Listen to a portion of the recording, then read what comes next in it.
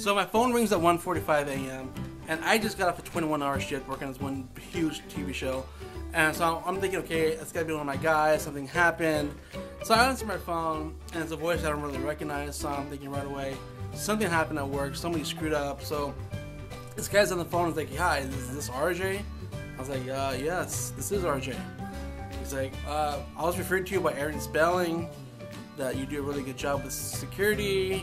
So I'm thinking right away, I'm thinking, okay, well, is there a movie going on? They need me to send guards there because it's 1:45 a.m.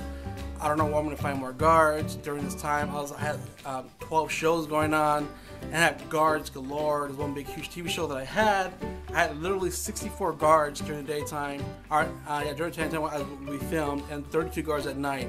I was like 96 guards just on one show, and I had 12 shows all over the place. So one more show would have been like a huge headache for me. So when he tells me this, I'm like, I'm like half dead, half alive.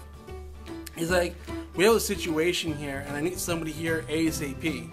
So I'm thinking, okay, ASAP. I don't think I can do this because I'm stretched out. It's 1:45 in the morning. I'm not gonna be able to find anybody to come in and work this show for you guys, whatever it is you guys have. He said, well, no, it's not a show. It's actually one of my clients.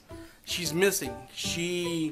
Last time we talked to her, she parked someplace. She's highly intoxicated and maybe on some kind of drugs.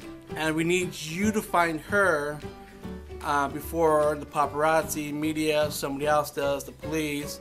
We're trying to avoid any, bad karma here with our client. So I'm thinking, okay, wait a minute, what kind of job is this again? Now, like I said, during this time, I was getting jobs where people were calling me up to go and do weird things. So this guy continues and tells me the story. It's like, okay, I can't tell you who the client is until you get there, but this is where we last talked to her, and this is where she said where she's going to be at. So we need you, not no one else. Like I said, I was referred to you by Aaron Spelling, and he said you're a good person, you're trustworthy, and you know how to keep secrets, and it's going to be a good paycheck for you at the end. So, a good paycheck, I did these jobs before, so I know what kind of good paycheck that is. I mean, yes, that's really, really, really good paycheck. So, my girls ask me where am I going, and I'm like, well, somebody called me to go do a job, and of course, okay, we'll be safe, whatever. So, I'm driving, and the location's up in Burbank. So I'm driving, I'm looking at the address. This, of course, before the whole Google Maps and the whole cell phone, I can find you on the phone, GPS type thingy. And as I'm driving there, I'm driving around this location they gave me, and it's like a park. Now, I've been to this park before because we filmed there tons of times. A lot of people always film there. So I know this park really well. I'm driving around and around. So I called the client, and they're like, well, my client's there.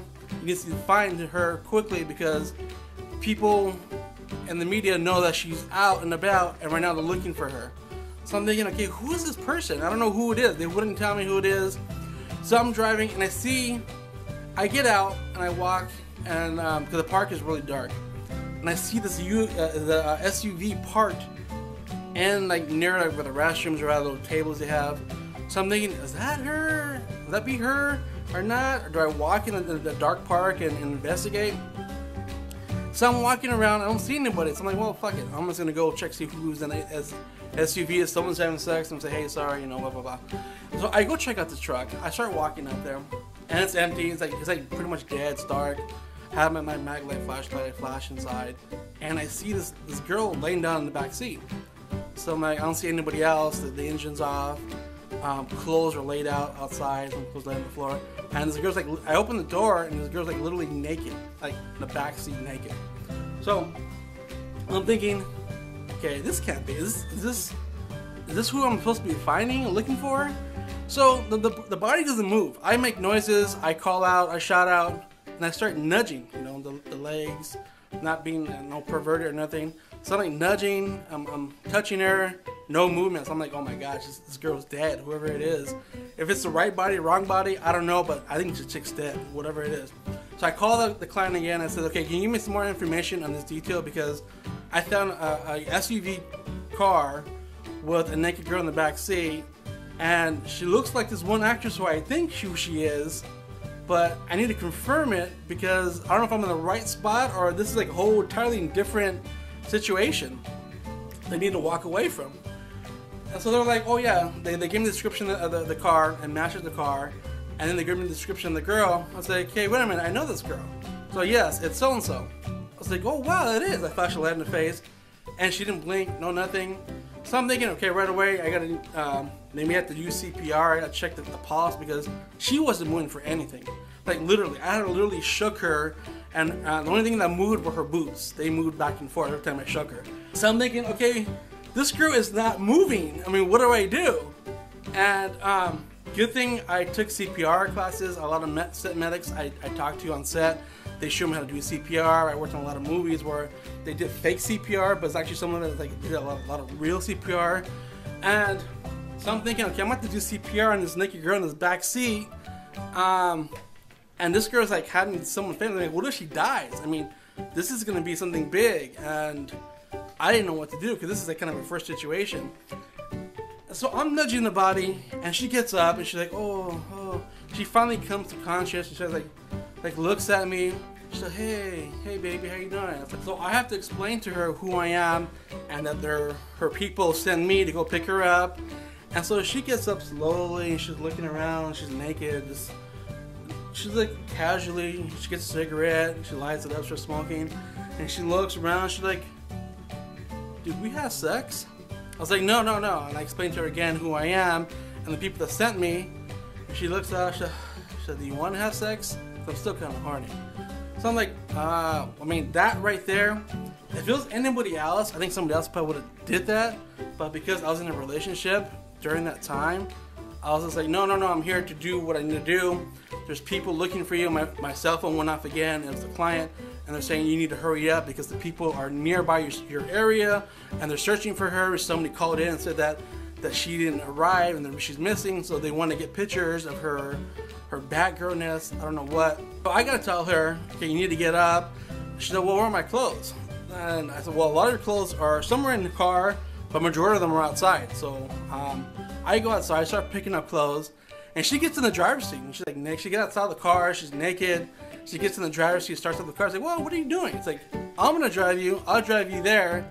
She said, no, I'm okay. I'm okay to drive. And then, whack! She whacks her head on the steering wheel. The car alarm goes off. I was like, what are you doing? I like move her.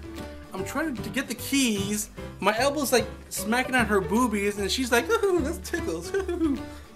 I mean, come on, this is like kind of crazy. So I'm trying to get the alarm. And I turn it off. People are in Burbank's a really like secluded area, like a rich like area, and lights are turning on in neighborhoods. I hear dogs barking. I see cars in the distance passing by. So I'm figuring, okay, whoever it is looking for her, paparazzi or whatever. And of course, before TMZ and everything else, they know where she's at. So I need to get her out. So I get her. I pick her up. I put her back in the back seat. I turn and I get back in the front seat and I start driving. We drive out of the park. The SUV that they had this huge like scratch dent, of course, way before. I mean, I didn't do that. Whatever she did, whoever she was with, obviously did that. So we're driving out, and she's in the back seat, and she jumps into the front seat.